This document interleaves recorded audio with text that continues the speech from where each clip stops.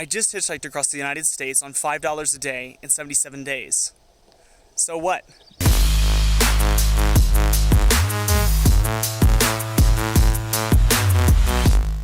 Before I talk about anything else, I wanted to dispel a couple of myths associated with hitchhiking. The first is that all hitchhikers are murderers and all people that pick up hitchhikers are murderers. Turn of events, a hitchhiker pulls out a gun on a driver near Evergreen. Started when a man decided to give a stranger a ride, and it quickly turned into a carjacking. A hitchhiker suspected in a double shooting on Christmas Eve, leaving one woman dead. When I first started hitchhiking, I was absolutely terrified. Actually, the first ride, I just started out this morning. Just totally petrified. I had no idea what was going to happen.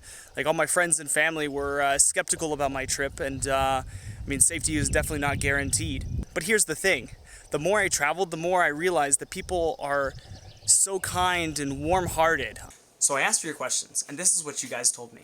So the longest time that I had to wait was 3 hours and 43 minutes, and the shortest time that I had to wait for a ride was under 2 minutes. You were the quickest ride that I've ever gotten. I was literally there less than 2 minutes. What I wish I had known before I started hitchhiking was that hitchhiking inside of large cities is extremely difficult, if not impossible. This sucks. All day, one ride, and I'm just trying to get out of Columbus. Nobody's going really long distances. Also, there's not very many places for people to stop and pick you up. The ramp is super small, so I can't actually get on. The other thing is that people are always in a hurry and don't have time to pick up hitchhikers. The first time that I found this out was in Columbus, Ohio, and it took me 13 hours to cross the city, where it would have taken only 45 minutes to drive by car. It was during this time that I actually had the scariest moment of the entire trip.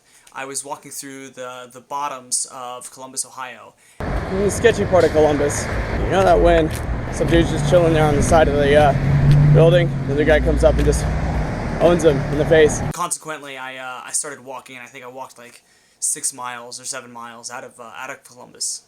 So when I first started hitchhiking, my bag Hannibal weighed 87.4 pounds. This is also 90 pounds. At the end of the trip, he weighed 67.2 pounds, which means that he lost 20.2 pounds. When I first started hitchhiking, I weighed 167.6 pounds. After I weighed myself at the end of the trip, I weighed 160.4 pounds, which means I only lost 7.2 pounds. Another question I got is, where do you sleep while hitchhiking across the United States? And the answer is this. I'm so tired, I haven't slept a wink. I'm so tired. So how do you get rides hitchhiking? The first reason is to wear bright colors. That way people can see you when you're hitchhiking. The other thing is that appearance is everything. You have to look presentable. If you really want to get picked up, what I noticed is that if I wore bright colors and played guitar and smiled, people were more likely to give me rides. And if I really, really wanted to get picked up, I would wear bright colors, play guitar, and then be in a snowstorm or a rainstorm. Staying disciplined on a budget of $5 a day is pretty difficult, but there was a couple of things that I did that helped immensely. The first one is that meal planning is everything. Peanut butter, the great value, peanut butter for $4.30. Even though my budget was really tight, I had to find ways to give myself simple rewards. So for example, I would save an apple for midday, or the peanut butter and marshmallow sandwich. So these are the facts. What would have taken me 66 hours and 8 minutes to drive by car took me 77 days. So I started in Maryland and ended up in San Francisco, and the path I took was all the way over up into North Dakota, and then from North Dakota over into Colorado, and then Colorado down into Vegas, and then over to San Francisco. I traveled more than 4,393 miles and had over 90 rides. Exactly 70% of my rides were men, 24% of my rides were women, and 5% were couples. 63 men picked me up, 22 women picked me up, and 5 couples picked me up. The most number of rides I had in one day was 6. So why would I hitchhike across the United States? What's the goal? The purpose of all my travels is to show that college education isn't for everybody, and not everybody needs to go to college in order to be successful. So this particular trip across the United States, I wanted to show that you could be successful without college, however you define the word success. Almost everybody that I met, I asked them what the definition of success is, and this is what they told me. It's not perfection, it's not necessarily riches. Doing what you want and being happy about it. It's success, money. Really? Period. Yeah. Okay. Money, because money buys all your happiness. You know what I mean? It really does. I don't find success financially. It's more with myself having a family. To not only be able to support yourself, but to be able to support your family. Do what you want. you shouldn't be satisfied doing something that you think will make other people happy. If I'm successful, I'm made my family proud, my friends proud, like whatever I end up doing, it ends up making them proud. Just doing whatever you want, like whether it be working or traveling, just whatever makes you happy. Happiness, in one word. If you're happy, you're successful. Whatever it is that makes you happy. And money is nice and it does make you happy, but my personal opinion for success has always been, are you happy? As you can see, there's a huge variety of ways to becoming successful.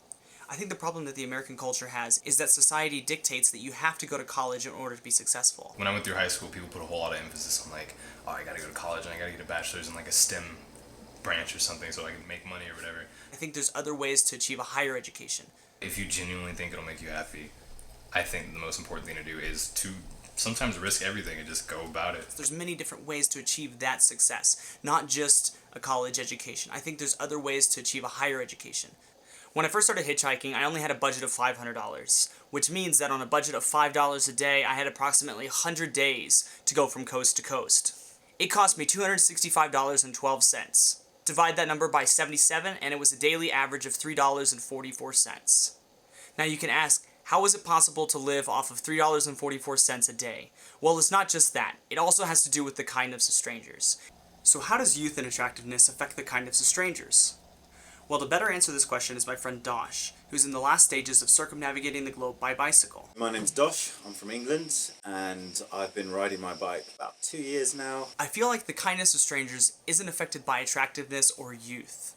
I'm not like a young pretty girl who's going to get lots of, and you know, that can work in your advantage. It can also be a hassle in some countries, frankly. I think, you know, I've received for me a hugely surprising amount of kindness from strangers. Despite what people say about hitchhiking, I've discovered a real faith in humanity. We have all this media around us that reports all the, you know, crimes and bad things that are happening, and it gives you the impression that it's happening everywhere. Sure, there's some of that in the world, but for every one person that's a victim of that, there's like several 100,000 other people that just had an ordinary day with some nice interactions in it and nothing happened to them. And that's what I learned over the entirety of the trip. It's not as dangerous as you think. I would have never been able to do it without the kindness of strangers. Don't forget to like, share, and subscribe. Tune in for the next season where I sail across the Pacific without knowing how to sail or swim very well. And as always, live hard and stay awesome.